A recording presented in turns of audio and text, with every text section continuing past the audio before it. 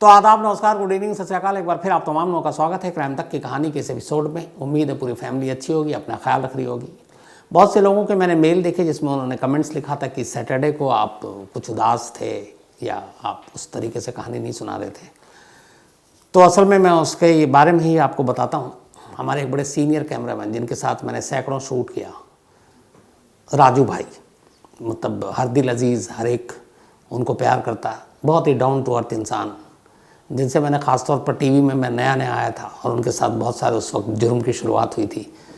तो जंगल में दो बजे रात तक शूट करना, तो उनकी तबीयत बिगड़ गई थी सैटरडे को। उनको अचानक, बिल्कुल ठीक थे, दफ्तर आए थे फ्राइडे को, और दफ्तर आने के बाद उन्होंने 9 बजे का बुलेटिन भी निकाला, शूट किया, फिर घर गए और फिर उनकी तबीयत बिगड़ी। उसके बाद सुबह ले जाया गया हॉस्पिटल। डॉक्टर ने कहा कोई ऐसी घबराने की बात नहीं है, लेकिन फिर रात को सैटरडे नाइट उनकी डेथ हो गई। तो पूरा दफ्तर यकीन ही नहीं कर पा रहा था कि एक शख्स जो अभी दफ्तर आया, जिसने सारा काम किया, बुलेटिन निकाला, सबसे मिल कर गया, हंसते हुए गया, और अचानक 24 घंटे के अंदर ऐसा हो सकता है। तो ऊपर वाले से यही दुआ है कि राजू भाई की आत्मा को शांति दे, घर वालों को सब्र दे। उनका एक बेटा और बेटी और पत्नी है। साल भर पहले ही उनकी मदर की भी डेथ हुई थी, फिर सिस्टर की डेथ हुई थी, और दिसंबर के महीने में ही उनकी मदर की डेथ हुई थी, और ये दिसंबर का ही महीना था। मैंने उनसे बहुत कुछ सीखा। ये भी सीखा कि काम आप कैसा भी करते हो, ज़मीन पर पैर होना चाहिए, कैसे सीनियर से बात करनी चाहिए, जूनियर से कैसे प्यार से बात करना चाहिए, गुस्सा नहीं करना चाहिए, चीखना नहीं चाहिए, और जिसका जो काम है उसको उस काम को आज़ादी से करने देना चाहिए, उसमें दखल नहीं देना चाहिए।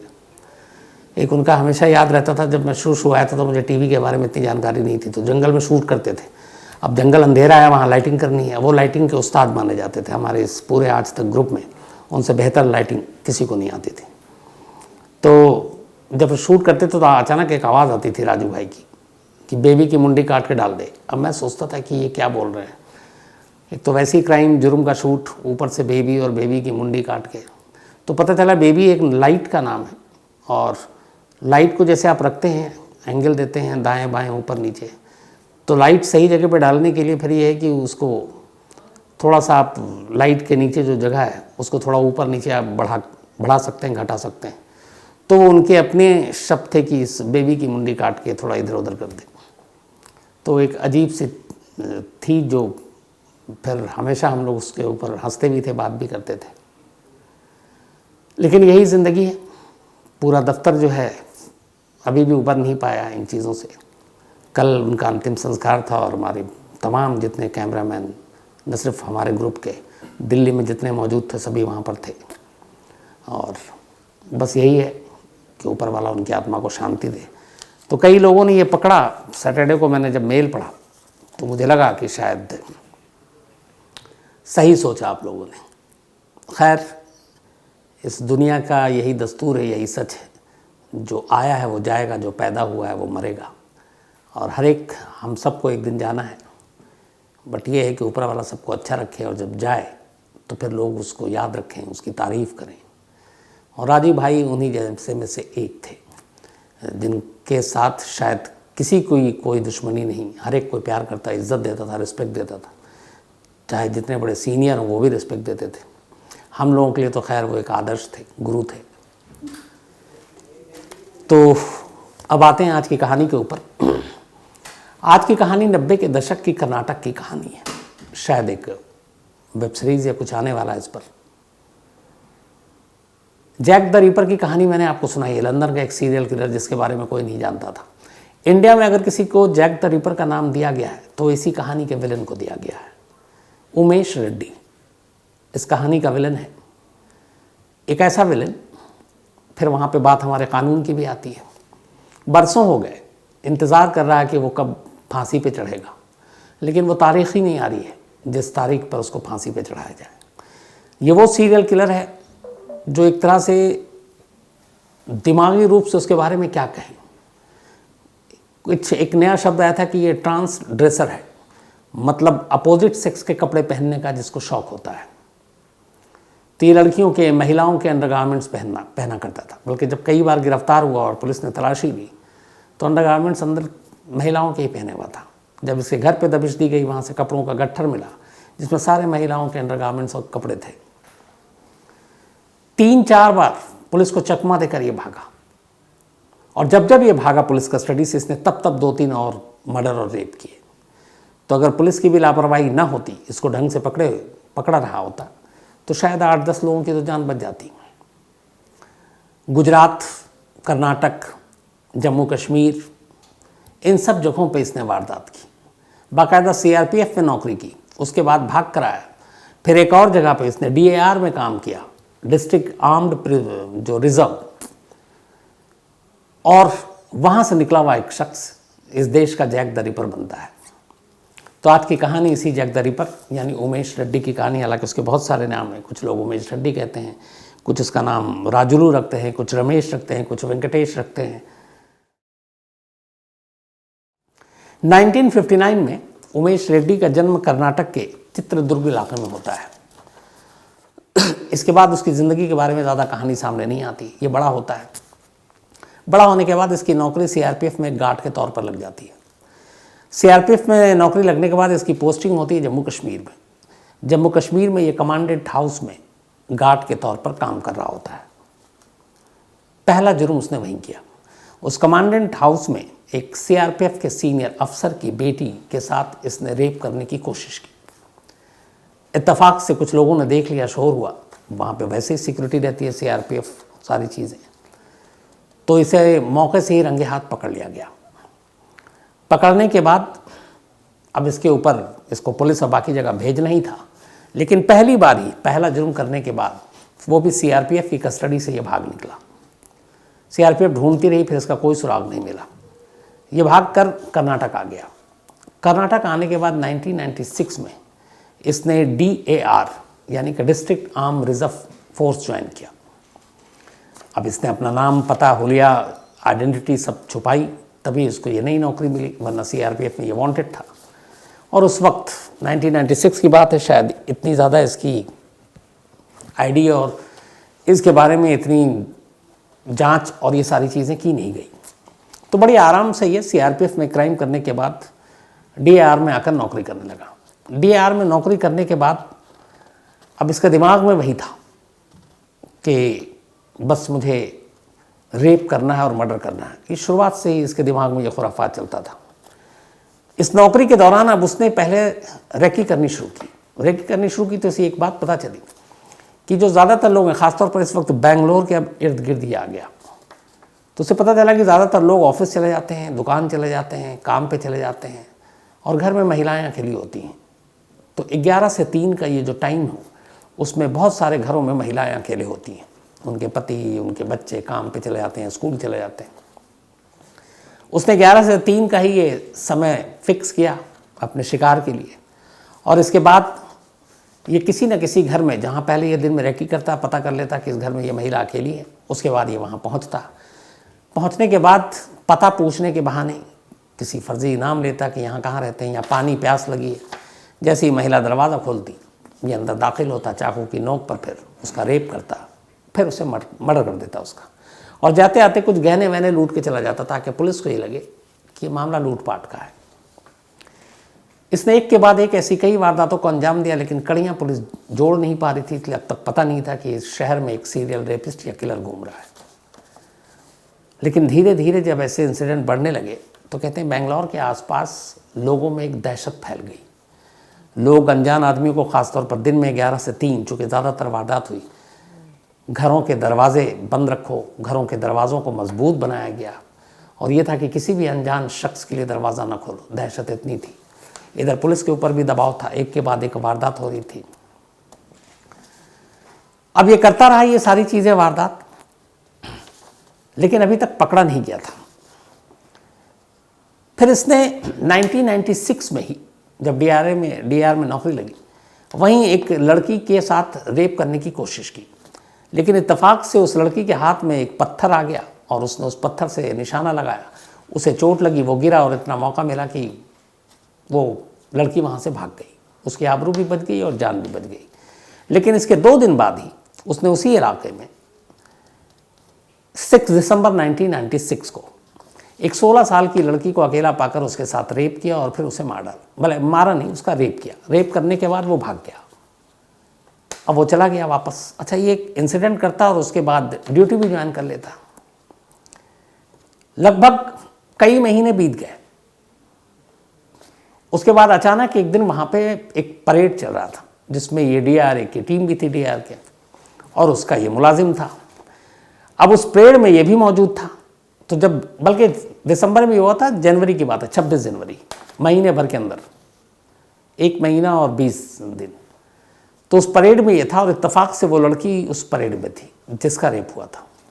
परेड में उसने उसको देखा कि ये तो उसका रेपिस्ट, उसका बलात्कारी है। उसे यकीन नहीं हुआ। 16 साल की लड़की। उसने फ़ौरन वहाँ पे जो मौजूद थे सिक्योरिटी स्टाफ और ये लोग, उनको बताया कि मेरा रेप हुआ और इस रेप में शामिल एक शख्स यहाँ परेड में हिस्सा ले रहा है। बात लोगों को अजीब लगी, लेकिन उन्होंने पकड़ा। ये पहली गिरफ्तारी थी उसकी, अब कश्मीर से बाहर आने के बाद। अब इसके बाद उसको पकड़ने के बाद पहले तो DRA से नौकरी से निकाल दी गई और फिर 1997 में कोर्ट के आदेश पर इसको बेल्लारी जेल में ट्रांसफ़र किया गया। लेकिन जब ये बेल्लारी जेल में ट्रांसफ़र किया जा रहा था, पुलिस को चकमा देकर भाग निकला, पुलिस की वैन से ही। कैसे भागा? उसने पुलिस वालों को रास्ते में लालच दिया। उसने कहा कि चिकन और ये सब खिलाएंगे, दारू पिलाएंगे, किसी ढाबे पे रोको, मैं भी खाऊंगा, पैसे हैं। पुलिस वाले रोक दिए, हाथ में हथकड़ियाँ थी। उसके बाद इसने कहा कि मुझे वॉशरूम जाना है, हथकड़ी खोल दो। पुलिस वाले खाने में मगन। और ये वहाँ से अचानक हथकड़ी खुलते ही 1 2 3, तो ये वहाँ से दूसरी बार भागा। पहली बार CRPF की कैद से भागा था और अब यहाँ से भागने के बाद अब ये बड़ौदा पहुँच गया। बड़ौदा में जाने के बाद इसने 3 अलग अलग लड़कियों को 10-15 दिन के अंदर अंदर उनका रेप किया और उनका मर्डर किया। अब ये करता रहा, फिर बड़ौदा से इधर उधर भटका, फिर ये वापस कर्नाटक पहुँच गया। कर्नाटक आने के बाद एक यहाँ अजीब सी चीज़ हो रही थी। बेंगलोर के इर्द गिर्द पुलिस के पास कुछ कंप्लेंट आ रहे थे। कंप्लेंट ये था कि बहुत सारी जो महिलाएं और लड़कियां अपने कपड़े सूखने के लिए डालती हैं बाहर आंगन में, छतों पर, तो उन महिलाओं और लड़कियों के अंडरगारमेंट्स गायब हो रहे हैं कपड़ा सुखाते वक्त। अब ये बड़ी अजीब सी कंप्लेंट भी थी और पुलिस के लिए वो बड़ी अजीब थी कि ये मामला क्या है। अब पुलिस को कुछ समझ में नहीं आ रहा। अब तक उमेश रेड्डी की वो सच्चाई भी नहीं पता थी पुलिस को। तो अब जब ये आया कि अंडरगारमेंट्स चोरी हो रहे हैं, इसी के बाद पुलिस ने कहा कि चलो पता करते हैं कि कौन लोग हैं। तो इस मामले में अचानक एक जगह पर ये चोरी कर रहा था और ऐसे ही लोगों को शक हुआ, तो वो छत के ऊपर था, तो देखा कि छत पे कोई आ गया है। इसने छत से छलांग मार दी बचने के लिए। छलांग मारी तो इसका पैर मुड़ गया। पैर मुड़ गया तो अब ये दौड़ नहीं सकता था। तब तक आस पड़ोस के लोग नज़दीक आ गए, ऊपर से महिला चिल्ला रही है। इन लोगों ने इसे पकड़ लिया। पकड़ने के बाद पुलिस के हवाले कर दिया। अब पुलिस उसको थाने ले गई। जब थाने ले जाके उससे पूछताछ हुई तो ये था कि अब चूँकि अंडरगारमेंट की चोरी हो रही है, तो पुलिस ने कहा कि तुम यहाँ क्या कर रहे थे। पहले तो ये मना करता रहा, फिर पुलिस ने कहा कि अच्छा तो अपने कपड़े उतारो। जब उसने अपनी पैंट उतारी तो पुलिस ने देखा कि ये लड़कियों के अंडरगारमेंट्स पहने हुआ है। अब पुलिस को बड़ा अजीब लगा। फिर पुलिस ने उसका घर पूछा। उसके बाद घर पे पुलिस ने दबिश दी। वहाँ कपड़ों की एक गठरी मिली और उसमें सारे लड़कियों के अंडरगारमेंट्स रखे थे। अब पुलिस को ये लगा, इसके बाद फिर पुराने केसेस जो थे, फिर पता चला कि ये वो है जो भागा था, DAR में काम करता था। तो इसको फिर, हालांकि इसने शुरुआत में जब पकड़ा गया तो इसने अपना नाम बताया वो कुछ और, कि मेरा नाम रमेश है, लेकिन फिर ये सारी चीज़ें और पुराने केस खुले तो पता चला कि नहीं, ये तो रेड्डी है और कई रेप और मर्डर केसेस में वांटेड है। तो फिर इसको पकड़कर अब पुलिस ने अदालत के सामने पेश किया और पेश करने के बाद इसको जेल में भेज दिया गया। जेल जाने के बाद अब ये एक बार फिर से बाहर निकलता है पेशी के लिए और पुलिस की हिरासत से भाग जाता है। अब पुलिस परेशान कि ये मामला क्या है, ये बार बार भाग रहा है। उधर लोगों में ये है कि एक serial rapist, serial killer, Jack the Ripper अब तक नाम दिया गया है और ये इस तरीके से यहाँ से भाग रहा है। तो पुलिस की लापरवाही पर भी उंगलियाँ उठी।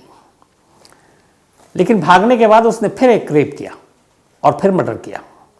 इस दौरान में उसने एक इनकम टैक्स के बड़े अफसर की वाइफ का भी मर्डर किया। अब जब ये इनकम टैक्स की वाइफ की मर्डर की खबर आई तो फिर और भी ज़्यादा सनसनीखेज खबर बन गई, हेडलाइन खबर चल रही है। तो अब ये हुआ कि इसके पीछे लोग पड़ गए। लेकिन अब ये 1999 में भागा था आखिरी बार। अब इसके बाद इसको पुलिस तलाश रही है, मिल नहीं रहा है। लेकिन फिर इसके बाद पुलिस ने इसको एक बार और पकड़ा और इस बार एक रेप और मर्डर करने के बाद जा रहा था। इस दौरान में इसकी इतनी दहशत हो गई थी कि बहुत सारी जगह पे इसकी तस्वीरें पुलिस ने अब छपवा कर पोस्टर चिपकवा दिए थे। तो उधर पुलिस की मुसीबत ये हो गई कि जैसे ही ज़रा सी भी किसी की शक्ल हूबहू उमेश रेड्डी से मिलती, वो लोग पुलिस को फ़ोन मिला देते, घंटी बजने लगती और कहते कि हमने यहाँ देखा। पुलिस की टीम अलग अलग इलाकों में पहुँच रही, पता चल रहा है कि दिखने में तो वैसा है लेकिन ये वो शख्स नहीं है। तो यहाँ पुलिस की मुश्किल ये भी थी। और ये जब जब कस्टडी से भागता तब तब रेप करता और मर्डर करता। 17 मई 2002 आखिरी बार ये गिरफ्तार हुआ। गिरफ्तारी भी उसकी ऐसी हुई कि एक ट्रेन से बेंगलुरु पहुंचा। चूंकि ये क्राइम करने के बाद कुछ दिन के लिए फिर बेंगलुरु से निकल जाता है, इधर उधर भागता, गुजरात जाता और कहीं जाता। तो हमेशा वारदात करने के बाद पुलिस को चकमा देने के लिए बेंगलुरु छोड़ देता, लेकिन फिर मामला ठंडा होते ही वापस आ जाता। ऐसे ही 17 मई 2002 को ये वापस कुछ दिन बाहर रहने के बाद बेंगलुरु लौट रहा था ट्रेन से लौटने के बाद ये यशवंतपुर रेलवे स्टेशन पे उतरता है और यशवंतपुर रेलवे स्टेशन पर उतरने के बाद क्लॉक रूम में स्टेशन पर ही अपना सामान जाकर जमा कर देता है। सामान जमा करने के बाद रात के करीब 8 बजे का वक्त था। स्टेशन से बाहर निकला, इसे अपने थोड़े अब हुलिया चेंज करना था, बाल वाल कटाने थे, शेप बनाना था। तो स्टेशन के बाहर ही एक सैलून था, उस सैलून में ये पहुंच जाता है और वहाँ अपने बाल वाल कटा रहा होता है। लेकिन तभी एक ऑटो ड्राइवर ने उसको सैलून के अंदर जब दाखिल होते हुए देखा तो उसे लगा कि ये वही उमेश रेड्डी है, क्योंकि अब तक उसके पोस्टर सारी जगह पे बट रहे थे। उसके नाम की इतनी दहशत हो चुकी थी कि महिलाएं घर में दिन में अकेले किसी को घर में अपने अनजान शख्स को घुसने तक नहीं देती थी। तो उस ऑटो ड्राइवर ने फ़ौरन नज़दीक में एक पुलिस वाला था, उसको इन्फॉर्म किया कि जिस उमेश रेड्डी की तलाश है वो इस सैलून में बैठा हुआ है। अब पुलिस वालों को पता चला तो वो फ़ौरन एक पूरी टीम आनन फानन में पहुंचती है और सैलून में घेर कर उमेश रेड्डी को गिरफ्तार कर लेती है। 2002 में उसकी गिरफ्तारी हुई और शुक्र है कि उसके बाद फिर वो कभी जेल से नहीं भागा। 2002 में गिरफ्तार होने के बाद जब उससे पूछताछ हुई तो उसने एक्सेप्ट किया कि उसे जो याद है जो उसने कहा कि उसने करीब 20 महिलाओं और लड़कियों को मारा और उनका रेप किया। कुछ को तो मारने के बाद भी रेप किया, मतलब मुर्दे के साथ। उससे पूछा गया तुमने ऐसा क्यों किया? उसने कहा मुझे नहीं मालूम, बस मुझे अचानक एक अंदर से कुछ जानवर जैसा जागता था और बस मैं निकल पड़ता था शिकार की तलाश में। तो महिलाओं के कपड़े क्यों पहनते थे? उसने कहा मुझे अच्छे लगते थे, मुझे ये अट्रैक्ट करते थे और इसीलिए मैं हमेशा, मतलब बरसों हो गए अब, मैं अंडरगारमेंट्स महिलाओं के ही पहनता हूँ और वो भी खरीद कर कभी नहीं, या तो चुरा कर। और उनमें से ज़्यादातर अंडरगारमेंट्स वो थे जो इसकी शिकार बनी थी। जिन महिलाओं और लड़कियों का इसने रेप और मर्डर किया वो उनके अंडरगारमेंट्स निशानी के तौर पर अपने साथ ले जाता था और फिर उन्हें वो पहनता था। तो ये जब जब गिरफ्तार हुआ तब तब इसने हमेशा लड़कियों या महिलाओं के अंडरगारमेंट्स पहन रखे थे। इसको देखते हुए मनोवैज्ञानिक और बाकी लोगों ने राय दी। उसने कहा कि इस शख्स का समाज में खुलेआम घूमना बड़ा ख़तरनाक है और इसीलिए फिर कोर्ट ने इस मामले में, पुलिस ने एक मजबूत केस तैयार किया। 26 अक्टूबर 2006 को बेंगलुरु फास्ट ट्रैक कोर्ट ने पहली बार अपना फैसला सुनाया। हालांकि 20 कत्ल के बात उसने कबूल की, लेकिन पुलिस सबूत सिर्फ 9 मामलों की जुटा पाई। हालांकि पुलिस का मानना था कि 20 उसने कहा मुझे याद है, ये फिगर शायद 30, 40, 50 तक जा सकती है, लेकिन वो उसे याद नहीं। और पुलिस इस 20 में भी सिर्फ 9 केस स्टडी के ऊपर ही काम कर पाई और वो 9 के बारे में फुल सबूत अदालत में उसने दाखिल किया।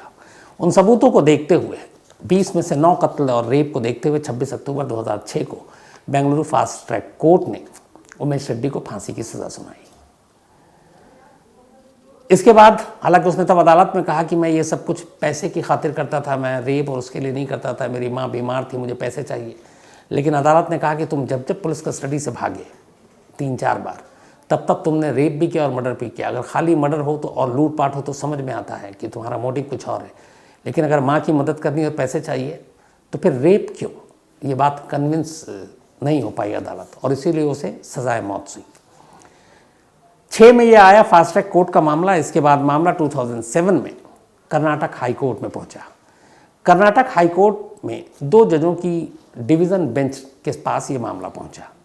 अब दोनों जो जज थे, इसे फांसी देनी है कि नहीं देनी है, इस पर उनकी राय बटी हुई थी। एक की थी कि देनी चाहिए और एक की थी कि नहीं, इसको उम्र कैद में बदल देनी चाहिए। तो जब दो जजों की या किसी भी कोर्ट में जजों की जब राय बदल जाती है, मतलब आपस में नहीं मिलती है, और अगर वो टाई हो जाए या फिर डिफरेंट हो, तो फिर बड़ी बेंच के पास मामले को भेजा जाता है। अब यहाँ दोनों जजों का फैसला, एक कह रहे हैं उम्र कैद, एक कह रहे हैं फांसी, तो फैसला हो नहीं पाया।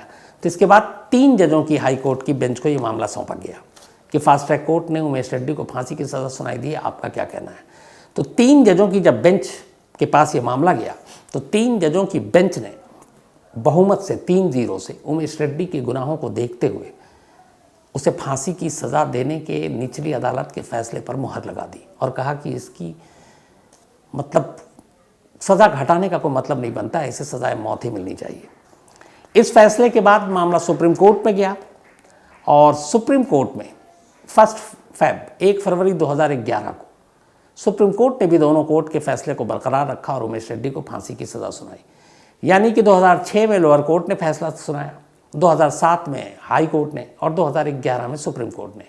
तो कुल मिलाकर 5 साल में देश की तीनों अदालतों ने फांसी की सज़ा पर मुहर लगाई। अब आखिरी रास्ता था इसके बाद प्रेसिडेंट ऑफ इंडिया, इसने मर्सी के लिए, इसकी मां ने मर्सी पिटीशन दाखिल की। लेकिन 2013 में यानी कि सुप्रीम कोर्ट के फैसले के 2 साल के बाद, तब प्रेसिडेंट थे रामनाथ कोविंद, उन्होंने इस मर्सी पिटीशन को खारिज कर दिया और इसकी फांसी की सज़ा को बरकरार रखी। लेकिन इसके बाद इस सज़ा के या इस पिटीशन के खारिज होने के बाद 2016 में उसने फिर से सुप्रीम कोर्ट में एक रिव्यू पिटीशन दाखिल की, लेकिन सुप्रीम कोर्ट ने उसको भी रिजेक्ट कर दिया। अब लगभग ये साफ हो गया था, सब कुछ क्लियर है कि फांसी होगी। तभी इसने एक और चाल चली, इसने हाई कोर्ट में एक और पिटीशन लगाई और पिटीशन ये थी कि उसकी दिमागी हालत ठीक नहीं है, वो इसी वजह से ये सारे रेप मर्डर करता था। लेकिन कोर्ट ने फिर सारे मेडिकल और ये सारे रिपोर्ट मंगाए, दस्तावेज़ देखे और 2021 में उसकी उस अपील को भी खारिज कर दिया 2021 में। अभी हम 2022 में बैठे। अब सारे कानूनी रास्ते, सारी चीज़ें बंद हो गई थी, लेकिन फिर इसने एक और स्पेशल अपील कर दी सुप्रीम कोर्ट में 2020 की शुरुआत में। और ये जो हाई कोर्ट पे उसने कहा था कि मानसिक हालत उसकी ठीक नहीं है, हाई कोर्ट ने रिजेक्ट कर दिया, ये उसी के ऊपर सुप्रीम कोर्ट पहुंच गया। अब सुप्रीम कोर्ट में ये मामला पेंडिंग है, अभी फैसला नहीं आया और ये वहीं कर्नाटक में जेल में बंद है उमेश रेड्डी। तो जो फैसला 2006 से 11 तक देश की तमाम अदालतों ने दे दिया, 13 में प्रेसिडेंट ऑफ इंडिया ने उसकी दया याचिका खारिज कर दी। फिर उसने कानून का अलग अलग सहारा लिया, खेल खेला और आज मतलब 13 के बाद आज कितने 9 साल हो गए हैं, अभी भी उसकी एक अर्जी सुप्रीम कोर्ट में लटकी हुई है और इसीलिए उमेश रेड्डी को फांसी नहीं दी जा सकी। मतलब जो इंडियन जैक द रिपर, जिसकी वजह से एक ज़माने में बेंगलोर में दहशत का आलम था, वो शख्स जिसको 2002 में गिरफ्तार किया गया, 20 साल हो गए उस हिसाब से अगर आप देखें, 20 ईयर्स, 20 साल में भी उसके गुनाहों की सज़ा अब तक नहीं दी जा सकी। कई बार कानून और सुस्त रफ्तारी और इस तरह के फैसलों में देरी को लेकर हम लोग उंगलियां उठाते रहते हैं। ये केस बिल्कुल फिट बैठता है कि 20 साल हो गए और 20 साल में एक ऐसा शख्स जो खुद कबूल करता है कि उसने 20 से ज़्यादा लड़कियों और महिलाओं का रेप और कत्ल किया, उसे फांसी पर चढ़ाया नहीं जा सका है। तो आज कहानी में इतना ही, लेकिन कहानी ख़त्म करूं उससे पहले वही अपना सिलसिला। आज हार्दिक हरसोत, इनका जन्मदिन है, तो हैप्पी बर्थडे हार्दिक। साथ ही राशिदा रहमती, इनका भी आज बर्थडे है, तो हैप्पी बर्थडे राशिदा जी। और ये मोहम्मद आरिफ अली की वाइफ हैं। कुमार मंगलम, इनका भी आज बर्थडे है, तो हैप्पी बर्थडे कुमार मंगलम साहब। और ये सावन शाह ने भेजा है। इसके अलावा आदित्य यादव का भी बर्थडे है आज, तो हैप्पी बर्थडे आदित्य। और अंशु यादव ने भेजा है। गोलू मेहर गुवाईडान, इनका भी आज बर्थडे है, तो हैप्पी बर्थडे गोलू मेहर। और निर्मल टहड्डा ने भेजा है। साथ ही रोशन निकम का भी बर्थडे, लेकिन 4 को था, तो बिलेटेड हैप्पी बर्थडे। और पीयूष तिवारी ने भेजा है। Lalji Yadav, thank you so much आपके मेल के लिए। और ये 16 साल के हो गए, तो इनको भी जन्मदिन की बहुत बहुत मुबारक लाल जी।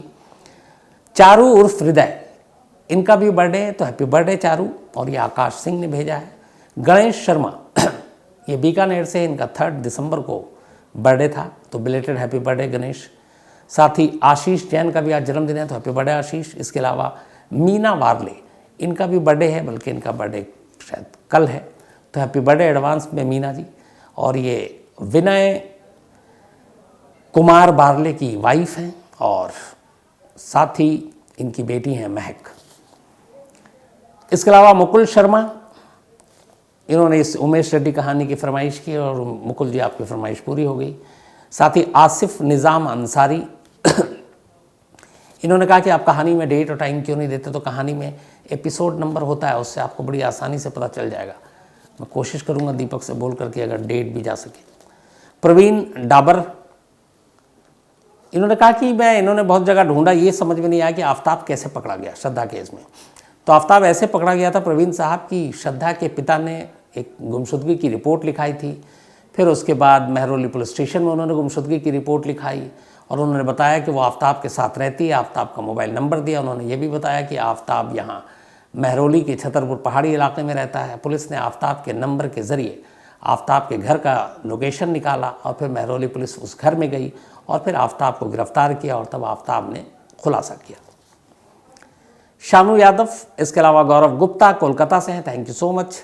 नौशाद प्रेमनगर से, रमेश राजस्थान से, Zaki Ahmed, thank you so much आपकी इस मेल के लिए। और सावन वर्मा, इसके अलावा डॉक्टर अनुभव Sharma, thank you so much doctor अनुभव साहब, मशकत से हैं ये। शाह फैसल, थैंक यू आपका भी। रचपाल सिंह सैनी, थैंक यू आपका भी। त्रिशूल नयत्रमणि, एक कहानी की फरमाइश की उन्होंने। मनोज राठौड़ ने भी एक कहानी की फरमाइश की। और इसके अलावा प्रतीक जोरा, इन्होंने भी एक कहानी की फरमाइश की, कनाडा से ही है, थैंक यू सो मच आपके इस मेल के लिए प्रतीक साहब। तो आज कहानी में इतना ही। अब आपसे मुलाकात होगी कल रात 9 बजे किसी नई कहानी के साथ, तब तक अपना ख्याल रखिएगा, थैंक यू वेरी मच।